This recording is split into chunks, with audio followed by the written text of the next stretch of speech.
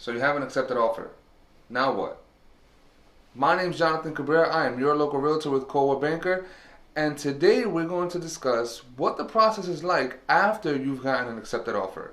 This is Buyer Friday.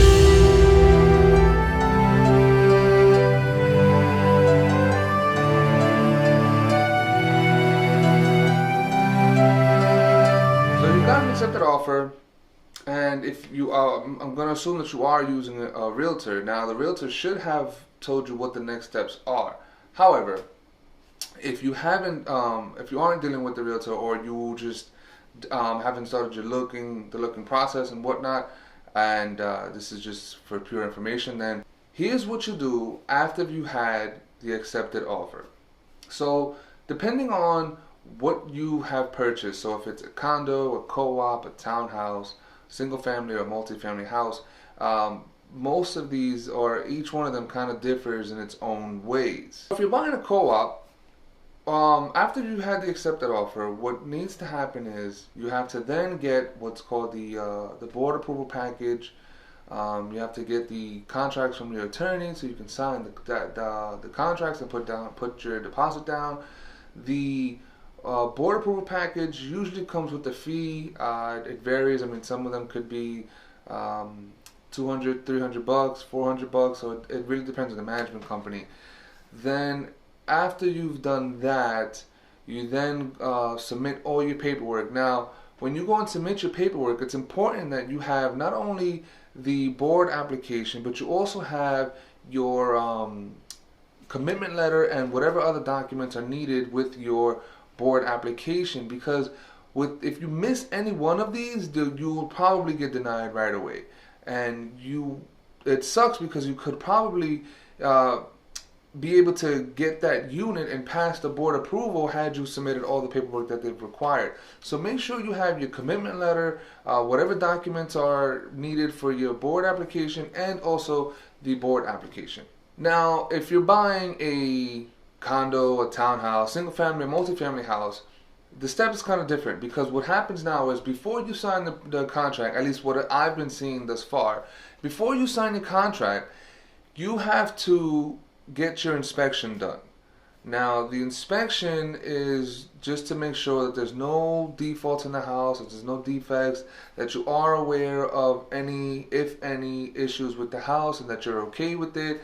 The inspector will come in, make sure the walls are okay, the roof is fine, there's no leaks in the basement, test the water, make sure there's no leaks with what he sees from the naked eye.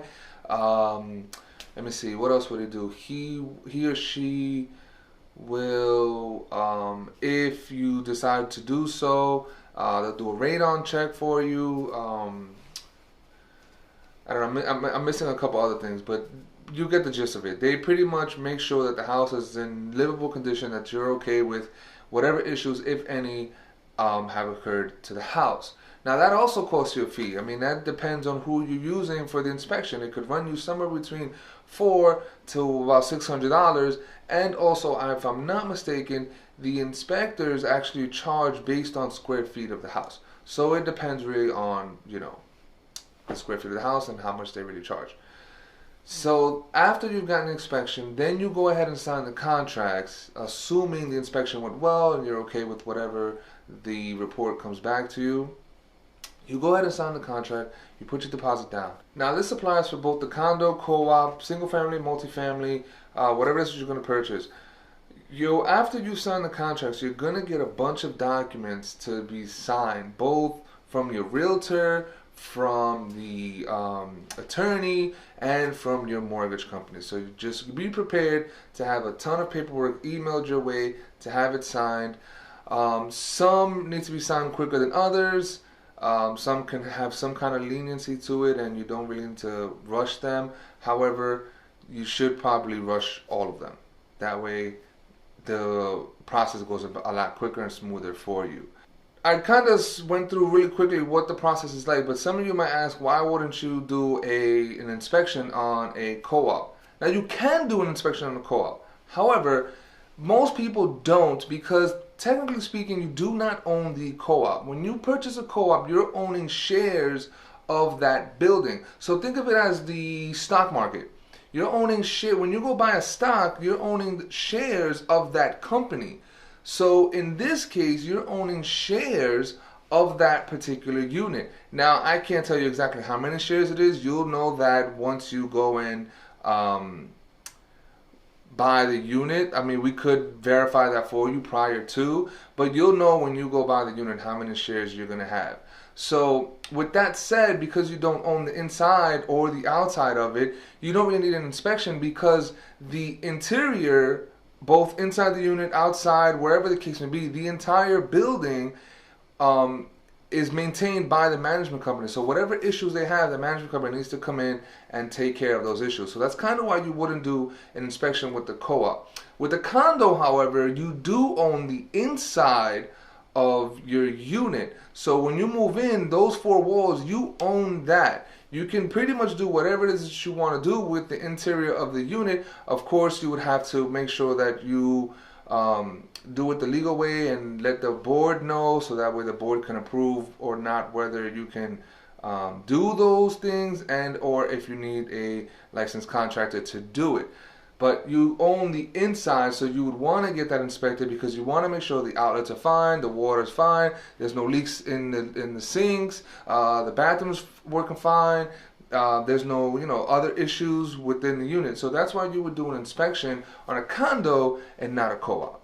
Also, another note to take from this is when you put your deposit down, when you go sign your contract and you put your deposit down, make sure that everything you want from this unit is what you want, or from the house, or whatever the case is, whatever it is that you're purchasing. Make sure it is what you want, because once you go ahead and put your deposit down, it is very, very hard to get that money back. Now, there's only one or two ways that you can actually get that money back. One is if you are buying a co-op and the board denies you the application. Number two is if you get denied the loan.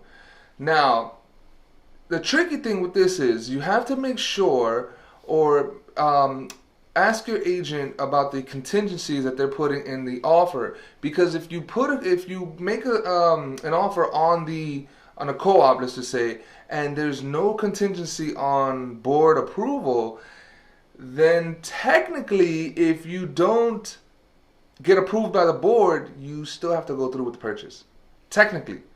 Now, I don't want to scare you, because there are some ways around it that are on the attorney side legally that they would be able to do. However, this is what I'm saying. So technically, you have to go through with it, because it's not contingent on the board approval. Same thing goes with the house. If you have an inspection, if you don't put a contingency on an inspection and you go ahead and do an inspection, and the inspection turns out, there's a ton of issues and you don't want to deal with it, you have to go through with it, because there's no contingency on the inspection. So make sure you know what the contingencies are on the offer that you're making, and that way you are protected in case any issues should arise, and you would be able to get your deposit back. So just to recap, you have your accepted offer. If you're buying a co-op, then you need the board application, whatever documents that go along with the board application, and your commitment letter. Once you do that, you submit it, you go in front of the board, they approve you or deny you, you move forward into then, closing, right? I skipped the part about the whole contract signing and down payment. Now, same thing goes with the purchase of a house, a single-family house, a multi-family house, condo, or townhouse. You get your inspection done, you sign your contracts, you then get your commitment letter, and you close. In the midst of all of that, you're going to sign a bunch of documents, but at the same time, once you go to closing, you're also going to sign a ton of documents. Keep in mind, though, that when you are, when you make your offer and you put your down payment down, closing costs usually are somewhere between 2 and 5% of what your purchase price is. So keep that in mind when you go getting close to that closing, because if you need to bring some money with you, then you need to calculate that also in the whole math of your home purchasing. That wraps up our Buyer Friday show today. It was a kind of quick one. It's a pretty smooth process, the whole after you get an accepted offer. The only what is it? The only tedious part is that you're going to sign a bunch of paperwork, and you're going to be in constant contact with the mortgage broker or the lender, your realtor, and then your attorney. Once you get to closing, it's going to be a bunch of paperwork, name signing, and things like that. So that's the only tedious part. However, the process is smooth, it's simple, it's easy. It could be a bit overwhelming for you because you're now, buying. If it's your first time buying a home, you're essentially, putting a lot of money down and also borrowing a lot of money and signing such a ton of documents. So it could be a bit overwhelming for you, but rest assured that when you use us, a realtor, everything will be smooth sailing and you should be fine. Now, I hope you're enjoying this series. Let me leave some comments below. Let me know what your thoughts are.